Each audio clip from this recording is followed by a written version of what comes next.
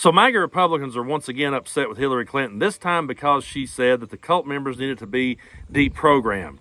And they're as pissed off today as they were back when she called them the basket of deplorables. But I want to go back to that basket of deplorables quote just for a minute and break it down, because there was a lot of truth to that quote back then that still holds water today. So let's take a look at what Hillary Clinton said back then. She said this: "You could put half of Trump supporters into what I call the basket of deplorables, right? The racist, sexist, homophobic, xenophobic, Islamophobic, you name it. And unfortunately, there are people like that, and he has lifted them up.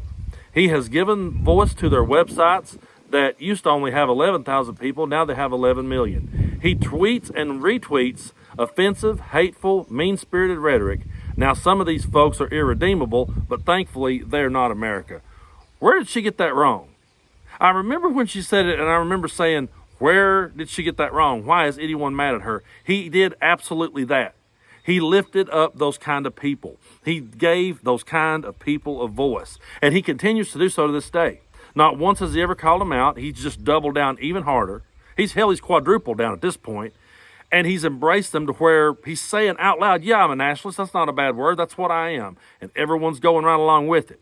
But let's go on to the next half of the quote that Hillary said that no one ever talked about. They always talked about that half. Let's go to the second half of that quote just for a minute. She says, "But there's another basket of people who are people that feel the government has let them down. Nobody cares about them. Nobody worries about what happens in their lives and their futures. And they're just desperate for change. They don't buy into everything he says, but he seems to hold out some hope that their lives will be different." Well, here's the kicker about that. I was one of those people back in 2016. I wasn't going to vote for Donald Trump under no circumstances, but I was a person who felt like the government had let me down too.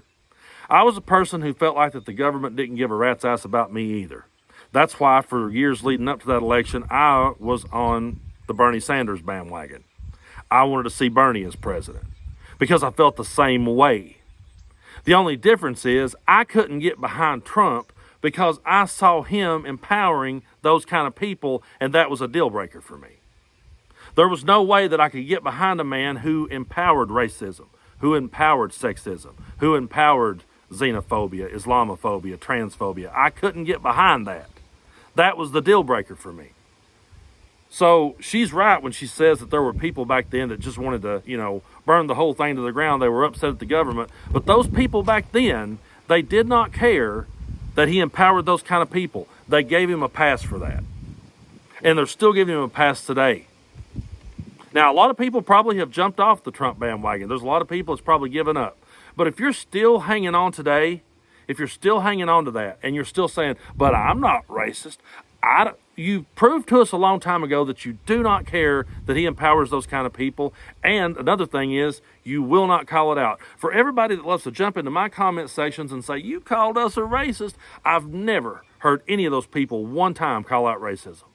I've never one time heard them try to step away from it or try to call him down for embracing it. Nothing. They figured out back in 2016 that it wasn't a deal breaker.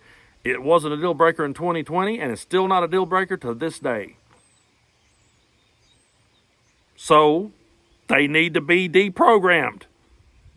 They're in a cult. Where the hell did Hillary Clinton get it wrong? She didn't. She's been right every step of the way. And we've had to sit back and watch rights be stripped away from our fellow Americans, all because Donald Trump became the president. Had Hillary Clinton became the president, we wouldn't be sitting in the boat we're in today. We wouldn't have been taken back 100 damn years in this country. So she was right then, she's right now, and if they got a problem with it, it's just because it's the truth.